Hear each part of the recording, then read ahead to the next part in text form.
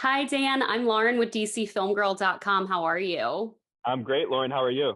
Good, good. So, my dad and I are huge Big Brother fans, and we talk about your gameplay and how we're such a fan of you literally every single time we are watching Big Brother. So, this is an honor to chat with you today, honestly. Are you okay? Like, are you like, were you like, okay, I'm Dan. I'm glad you came out of retirement. This was fun. It's exciting. Or are you like, Dan, you shouldn't have come out? No, absolutely. I was super excited, especially with you and Janelle being on the same season for the Traitors. And what's funny is I started watching the Traitors season two and then went back and watched season one. So I'm kind of in the middle of watching season one now, but I have so many questions for you. Yeah, let's do it. Obviously, I wish you got further in this game, but my biggest question for you is at your final roundtable. Obviously, people had been putting the heat on Pavarti and her name was being thrown out there, but you chose to throw heat towards Phaedra. What was the decision in throwing out Phaedra's name in your final roundtable? Yeah, so as a Big Brother fan, maybe you can appreciate this depending on how deep your knowledge goes. Like Parvati was like Memphis. She was like not like Danielle, but like the same level of trust. Like, like I when I saw Parvati, I'm like, she is a killer. She plays Survivor like I play Big Brother. I want to play with her. She's smart. And right or wrong, I'm giving her 1,000% of my trust and I hope it works out. And I know people see me as like, you know, I turn on people and do like that, but I don't turn on the one person I trust. Right. And I really trusted her. I just respected her so much. And then the flip side of that is I didn't see a path to win with Phaedra in the game. She was so well loved. She was covered at every angle. No one suspected her. And in this game, it's a matter of time before they get the traitor, a traitor. There's not going to be three traitors at that final fire. Like they're going to get someone.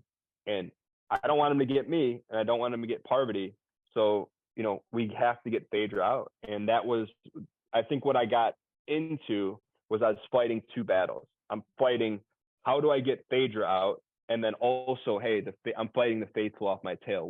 That's tough, and I don't think I needed to pick that. Clearly, I didn't need to pick that fight with Phaedra, but that's just how I saw it inside the castle. No, I appreciate that honest Yeah. answer. And you have been loyal to the people, who have been loyal to you in the past. So I think that that makes sense. I was reading online and a lot of fans speculated maybe you threw Phaedra's name out for the faithfuls to kind of pinpoint her later at some point in the game too, maybe. Yeah, no, it's not from a petty thing. For me, it was like it's always game, and it's like if this is the move, if I get Phaedra out, I'm looked at as a faithful. They're gonna trust me, and then we move forward, and then I don't have to worry about anyone coming after me, and then I can maybe get them off Parvati because they're gonna trust me. Wow. So to me, it was all a game move. It's not like I know I got a bunch of messages saying, Dan, why are you like salty and bringing Phaedra down? I'm not. I was just like I went after people in this game from beginning to end that I thought were gonna win this thing, Yeah. and I had to get them out. It was nothing like I hope if I hope Phaedra wins, like I hope Parvati wins, I hope Peter wins. I just want it to be whoever's playing really hard and making moves. I want them to win, and I'm not like, and maybe it's different from like the Bravo, what Bravo fans are used to. I'm not petty like that. I don't like. I want Phaedra to do well. I do think though, based on things I've seen from Phaedra, I think she's upset with me because I think she really trusted me, and I understand. It's like someone you cross in Big Brother who plays Big Brother for the first time. I could understand why she would be upset with me. Right. Yeah. My other question for you is, do you think it's smart for Peter to accept the invitation from the traders to become a trader? Do you think that's going to give him an advantage? If I think what would you do? What do you think? I think it makes incredible television if he takes it as like he's the number one faithful, puts the hood on, and then just starts going after his team one by one. Um, I do think if he turns it down, he's in a world of hurt because essentially he's like flicking off the traders and saying like, no, I'm not going to join you. Well, if you turn it down, what do you think's going to happen to you? You know what I Mhm. mean? It's like they're extending you an olive branch. I mean, yeah, it's laced with poison, but like you're throwing it back in their face. You're done. And Mhm. so I hope he takes it because I think he's really shrewd and has the ability to win this game. I don't know if he will though because in the house or in the castle, like I think he can be swayed. I really do. Watching the show and seeing his confessionals and how like big he is on the like getting rid of the traitors, I don't know if it's a good move or not for to try and recruit him. Right. Who do you think is playing the best game now that you're out and you've been, watching the episodes? Yeah, So I think you have to look at Peter for sure. He's playing a very like very out in front game, which is good, but also you have to be careful. Also, I think the person we're not talking about ever is Sandra. Like she won Survivor twice, and yes. she's there, and who's talking about her? No one. You know what I mean? And Mhm. like being in there playing with Sandra was awesome, and I think she's doing a really good job too because she's she's targeted a few people. It's like she got out Max, but her name's really not coming up, and I think she could do really well in this game based on where she is right now.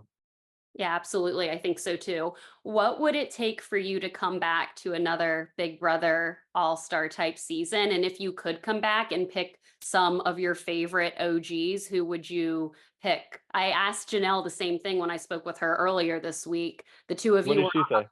She said that she would come back only if it could be half OGs and half new people, and she would have to figure out like who she would want to pick, but it would have to be people, some OG she would pick. Yeah. Um, the Traitors was such a fun and amazing experience and different, and the bar was set so high. I think it would be. I don't. I will never come back to Big Brother. I just. I loved it. It was like I love Big Brother, but after playing this, it's like you can play a game that like I have three little kids and a wife. Like I could Yeah. call and check on my family. Like I could talk to my wife. You know, it was just a different experience. Big Brother, and I love it. It's so intense, and like Mhm. I was able to walk away from the Traitors and like go back to normal life. In Big Brother, it's like I turn into a cyborg, and like you don't leave the Big Brother house, and all of a sudden you're like, oh, I'm Dan again. It like takes a while because Oof. that's how I played the game. But Traitors, it was so fast. It's like, oh, like this was cool, and like I could talk to my kids, and everything's good. And so I think it's more about not that I don't like Big Brother. It's just that the format doesn't is not conducive to my life at all. Yeah, and where you are in your life right now. I think that Yeah, makes sense. And plus, like, I mean, I'd love to see you back, but you would be such an easy target. It would be like insane if you even made it halfway through, but I feel like you still could. But that being said, obviously Kate Chastain came back for season 2. She made it pretty far in season 1. Would you come back for season 3? I think it would be awesome if you came back, like especially in episode 3 or 4 or something to surprise everyone. Um, I had so much fun at the Traders and things that NBC and Peacock are doing.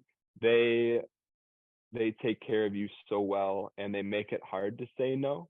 Um, I love like I kind of feel like I really love the Traders. So I would say that if NBC calls, I'll always take their phone call. I love that. Well, last question for you Mhm. before I let you go. My YouTube channel is a film and TV focused channel, and I was curious what some of your favorite films are of Cool. all time. So most recently, I just saw Parasite for the first time. Love it. So Um, good. uh, Side note, I'm a huge fan of Nev Campbell, who I see behind your head. I love the Karate Kid. I like Terry Gilliam movies. I love Brazil, which is like I'll give you this really random fact. And when I was a junior in high school, I took a film study class, and I watched movies like Cool Hand Luke, One Flew Over the Cuckoo's Nest, Brazil. Like I watched all these movies, and it changed my mind. I'm like, this is not just going to the movies. This is cinema. There's stories, there's tropes, and I'm like, that kind of blew my mind. So I like movies that where you walk away and you're like thinking. What's your Absolutely. favorite movie? Which of those are your favorite I movies? mean, Gone Girl, Scream. I'm a huge romance fan. I love It's a Wonderful Life too, like iconic black and white films as well. But yeah. So let me lob this at you. So in traditional horror movies like Halloween, I learned this in my film study class. If you're on the edge of the screen, you're gonna get murdered. Like that's just how they all work. In Scream, they're like, we're gonna flip that. If you're in the middle of the screen, you're gonna get murdered. So And I that's was like little stuff. Yeah. That's cool though. That's a very cool film tidbit. I will say in Scream, they're pretty much always in the center of the Yeah. film. There's not one Scream movie I don't love. I think it's like a perfect horror franchise, honestly. And I get tons of compliments on this poster, funny enough, from celebrities and directors and things like that. So it's cool to hear that you're a Nev Campbell fan too. Yeah, huge Nev Campbell fan.